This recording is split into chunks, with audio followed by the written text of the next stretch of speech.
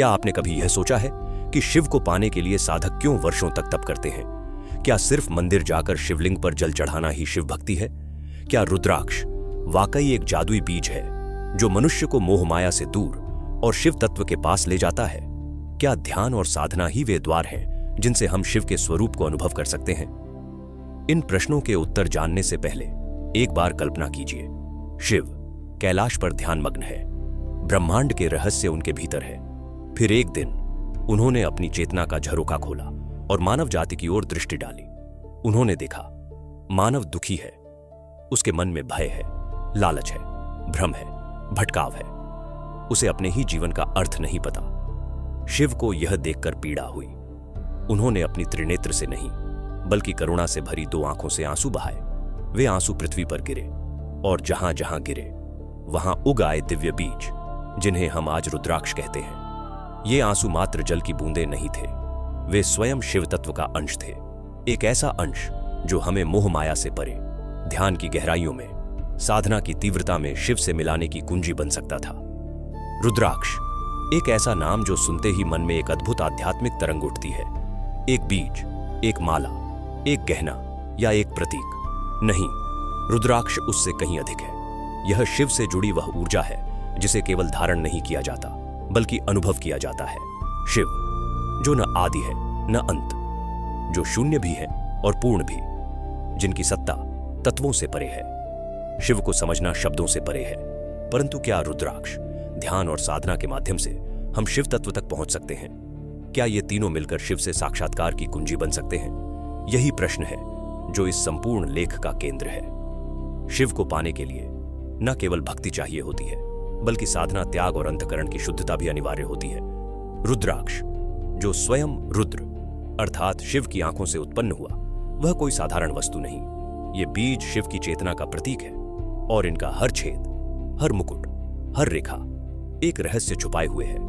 ध्यान वह अवस्था है जहां मन रुकता है, विचार शून्य हो जाते हैं और आत्मा उस ब्रह्म से जुड़ने लगती है। शिव स्वयं ध्यान की मूर्ति है, कैलाश पर जमी बर्फ की तरह शीतल, निश्चल और मौन।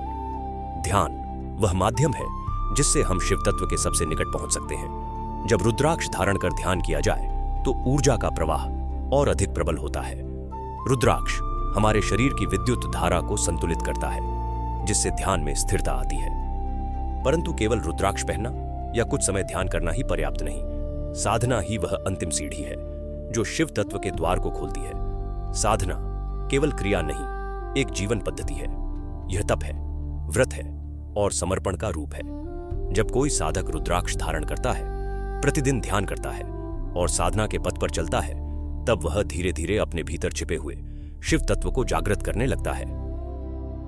रुद्राक्ष के विभिन्न मुख होते हैं, 1 से लेकर 21 तक। हर मुख का अपना विशेष महत्व है और वह विशिष्ट ऊर्जा को दर्शाता है।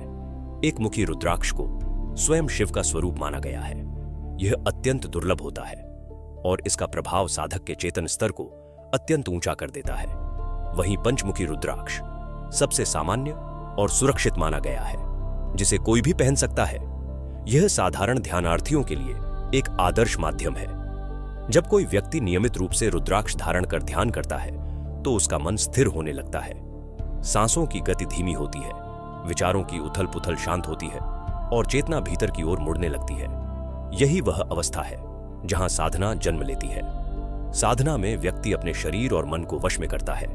वह खान पान, विचार, वाणी और व्यवहार पर संयम रखता है। जब संयम के साथ ध्यान और रुद्राक्ष का साथ होता है, तब साधक शिव तत्व के साथ एक हो जाता है। केवल शास्त्रों में नहीं, अपने अनुभव में लाना ही साधना का उद्देश्य है। रुद्राक्ष इस अनुभव को गहरा करता है और ध्यान उस अनुभव को साकार करता है। बहुत से संतों और तपस्वियों ने कहा है कि जब वे गहन ध्यान में रुद्राक्ष के साथ प्रवेश करते हैं तो उन्हें ऊर्जा का एक ऐसा प्रवाह महसूस होता है जो शब्दों में बयान नहीं किया जा सकता। यह एक अलौकिक अनुभूति होती है, एक दिव्य कंपन जो शरीर के प्रत्येक कोश में शिव की उपस्थिति का अनुभव कराता है। कई प्राचीन ग्रंथों जैसे शिव पुराण, पद्म पुराण और स्कंद पुराण में रुद्राक्ष की महिमा का विस्तार से वर्णन किया गया। कहा गया है कि रुद्राक्ष पहनने से पाप नष्ट होते हैं, मन की चंचलता समाप्त होती है और साधक का हृदय शुद्ध होता है। यह शुद्धता ही तो शिवत्व की पहली सीढ़ी है। बिना शुद्ध अंतकरण के शिव की अनुभूति संभव नहीं। ध्यान और साधना के बिना रुद्राक्ष केवल एक वस्तु मात्र रह जाती है। लेकिन जब एक साधक उसे श्रद्धा, नियम और भक्ति से धारण करता है और प्रतिदिन शिव मंत्रों का जाप करता है, तब वह बीज ऊर्जा का स्रोत बन जाता है। यही कारण है कि हजारों वर्षों से आर्ष मुनि, योगी और तपस्वी रुद्राक्ष को धारण कर हिमालय की गुफाओं में ध्यान और साधना करते आए हैं। कई साधकों के अनुभव बताते हैं कि जब वे कठिन साधना के दौरान रुद्राक्ष धारण कर गहरे ध्यान में उतरते हैं तो कभी कभी उन्हें शिव का साक्षात आभास होता है। एक ऊर्जा का प्रकाश उनके चारों ओर फैल जाता है। यह केवल कल्पना नहीं, एक जीवंत अनुभूति होती है। यह बताता है कि रुद्राक्ष केवल शिव से जुड़ने का माध्यम नहीं, बल्कि स्वयं शिव का अंश है।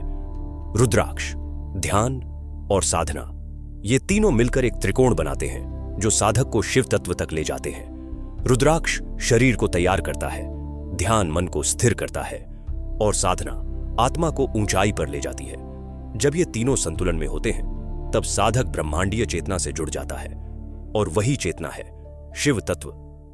आधुनिक समय में जहां भौतिकता का बोलबाला है, वहां रुद्राक्ष, ध्यान और साधना एक नई दिशा प्रदान कर सकते हैं। आज का मनुष्य तनाव, भय, लोभ और अनिश्चितता से घिरा है। उसे शांति चाहिए, स्थिरता चाहिए और आत्मिक बल चाहिए।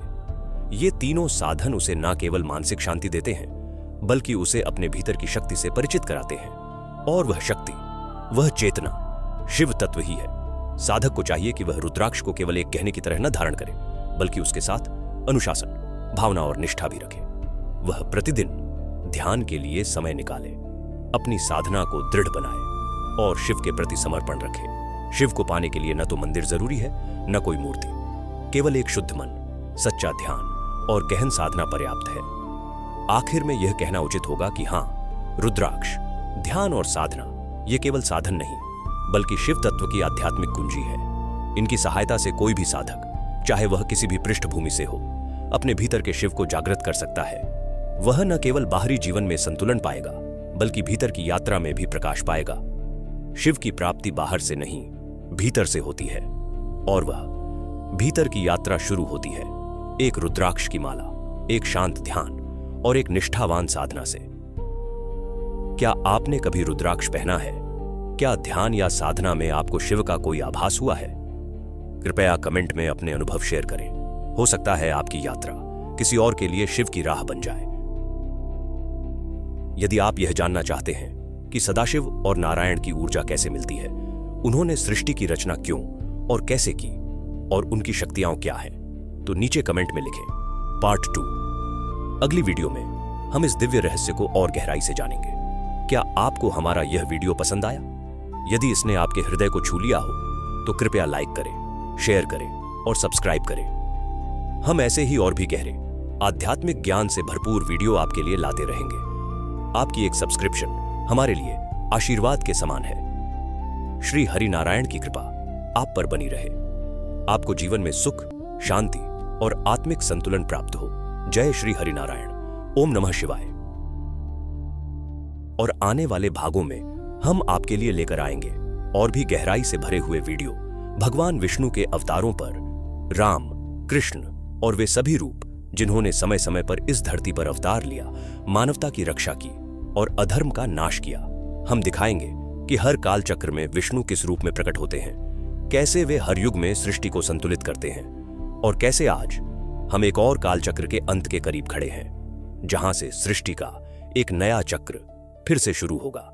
हम इसके साथ साथ आदिशक्ति, भगवान शिव और उनके विविध रूपों पर भी वीडियो लाएंगे, जो धरती पर अवतरित होकर संसार की गति और शक्ति का संचालन करते हैं। इस सनातन यात्रा में जुड़े रहिए, हमारे साथ रहिए और इस ज्ञान को, इस ऊर्जा को और इस दिव्यता को दूसरों तक पहुंचाने के लिए इसे शेयर जरूर कीजिए।